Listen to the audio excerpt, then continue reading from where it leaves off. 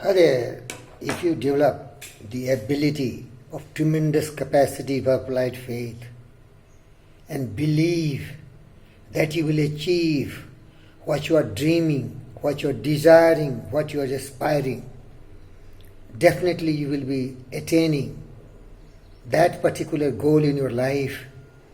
But the starting point is a burning desire, a consuming obsession of your life. And before you attain the object of your dream and desire, mentally you should develop the possession of that object. That visualize yourself in that particular position and you start enjoying that. For example, I wanted to buy one of the best car in this planet Earth. So I was dreaming and desiring and thinking that I'm driving that car. And actually I was driving. I could see the color of the car, I could see the steering of the car, I should see how speedily I'm moving. So it was really a virtual field and a virtual thing of my imagination backed by tremendous belief and faith. And after that, a continual action persistently, the burning desire never fading, and continuing practical action, the practical plan. I got it. Now I will request my best friend, Claude Blister, to really tell you his thought in his own words, hinting towards the same point. Beloved friends, go ahead and listen to him. Chapter 5. The Art of Mental Pictures. To become the person that you would like to be, you create a mental picture of your newly conceived self, and if you continue to hold it, the day will come when you are in reality that person.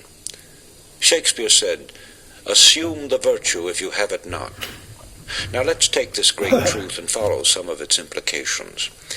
In assuming the virtue, you are assuming via your imagination. But here we must make a distinction between daydreaming and a true mental picture or proper use of the imagination. Perhaps there is some genie who will drop $100,000 into your lap or overnight provide you with a mansion luxuriously furnished. I have never had the pleasure of meeting one, but daydreaming or mere undirected wishful thinking doesn't have the power to release the latent forces within you that will bring you the $100,000 or the mansion. When you employ your imagination properly, you see yourself doing a thing and you go ahead and do it. It's the doing the thing you have pictured to yourself that brings it into actual existence. Persistent continual In this action. connection, think about the use of the magnifying glass. When properly focused, it will gather the light from the sun and concentrate it so that the heat will burn a hole in the object on which the rays are focused. It must be held steady before the heat power is developed. And so it is with the holding of the image or the mental picture. However, it is very difficult for the average person to concentrate for any length of time, to say nothing of holding on to a mental picture for any great period. You are constantly being swayed by what you read and hear, and as a result, the coordinating part of this creative force turns to gathering together all these scattered elements in a focused mass, instead of devoting itself to making a clear and dynamic picture of your desire. Often I have thought of this matter of desire and suggestion in connection with the planting of vegetable or flower seeds. Once the soil is prepared and the tiny seeds are placed in it, it only takes a short time until they begin to root and sprouts begin to appear. The moment they start upward through the soil in search of light, sunshine, and moisture, obstacles mean nothing to them. What did he tell you? That just by daydreaming, just thinking something and thinking thousands of things which is contradictory and destructive interference coming between the thoughts, you will never get it. This is not only by Claude Blister, but it has been repeatedly said by the greatest of the great. William James said, if you really think very seriously, you are going to get what you want. And so was said by Disraeli, if you patiently wait and you are ready to sacrifice everything, even to a stake of your existence for the fulfillment of your dream, you are going to get it. And so said Norman Vincent Peale. If you think positively, you are going to get the positive result. And he said, think and picturize in your mind and put your sincere effort with a perfect plan of action, with determination, commitment, persevering, persisting, striving, seeking different ways and means, but never allowing the hot intensity, white heat of your desire to diminish. The hot intensity desire is really creative force. That's why the greatest empires were made, the greatest achievements were made. People who wanted it, they were determined, they were committed, and they will never give up, never quit, even at the existence of their last breath. They will do or die, win or perish, victory or death. That kind of persistent, continual action, persevering, patiently, believing absolutely, firmly, confidently, with self-reliance, they are going to get it.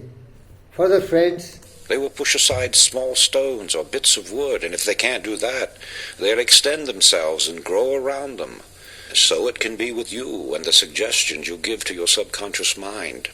The results will be pure or complex, depending upon the original seed and the attention which you give it. In other words, plant the right kind of seed and habitually feed it with strong affirmative thought, always directed toward the same end.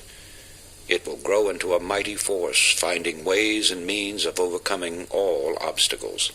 I have been in the private offices of a great many industrial leaders, businessmen, great bankers, and others. so dear friends, I don't want to make this video very long. I tell you, we are all blessed with conscious mind and subconscious mind. The subconscious mind is very, very sensitive. It is just like an iceberg.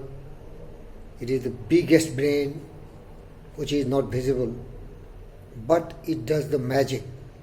And it is very sensitive, my dear friends. So be very, very careful. If you allow certain thoughts, and the thought which is really a dominant thought of your life, related with your dreams, aspirations, goals, definite purpose, that is going to happen to your life. But for this, what Napoleon Hill told, the 4 formula that you have to practice. Decide exactly what you want. Be very definite about it. Definiteness has a meaning for it. It has a psychological meaning behind it. So be very definite what you want. Then exactly you decide what you will give in return for that what you want. Because there is no such reality as something for nothing. You have to give it, because there is a law of compensation, the absolute laws of cause and effect, sowing and reaping, the law of karma. So exactly in proportion to your goal and dream, you have to compensate by giving return for that. You have to be very definite about your time, within what time you want. And you must have a very absolute practical plan of action. If you don't have very practical plan of action, you will not be getting it, because there has to be an appropriate procedures which can only bring you the desired result of your life. But it is very definite. Ella Wheeler Wilcox wrote a beautiful poem, and she said, "You will be what you will to be. Let failure find its false content in the poor word environment, but its spirit is constant is free. It masters times, it conquers a space. It cows the boastful trickster chance. It bid the tyrant circumstance and fill a servant place. The human will remember it. The human will, backed by belief, faith, courage, conviction, determination, perseverance, persistence. The human will that forces unseen, the offspring of a deathless soul, can hew a way to gain a goal. The walls of grandeur intervene. Be not impatient in delay, but wait as one who understands, when his spirit rises and commands, the gods are ready to obey. But remember what Rudyard Kipling said. It will not come easy. He said, you have to force your heart and your nerves and your sinew to serve your term long after they are gone. So hold on when there is nothing in you except the will, who says to them, hold on. And so said Longfellow. He said, heights by great men reached and kept were not attained by a sudden flight. Not attained by a sudden flight. But they, while their companions slept, were toiling upward in the night. Toiling upward in the night, blood, toil, tears, and sweat is the price, my friend. No pain, no gain. But belief and faith will really keep you in the track. If you have a big dream, you have to sacrifice pain. That is very, very important, because the strength of your effort will be the measure of your result. And also remember, the thought which you embedded in your mind will bring you that result. And the ideal which you enthrone in your heart, that kind of person you are going to become.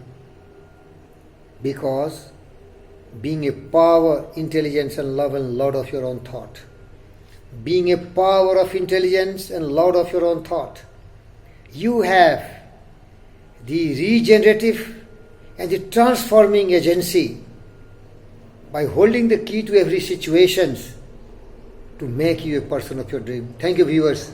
You become what you think about. Believe in yourself.